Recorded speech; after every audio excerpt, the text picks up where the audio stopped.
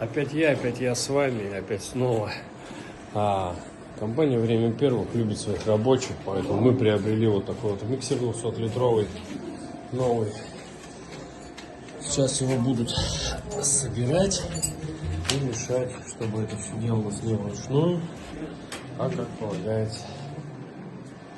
Собираем и мешаем, заливаем стяжку пола, выравниваем стены. «Время первых», пишите.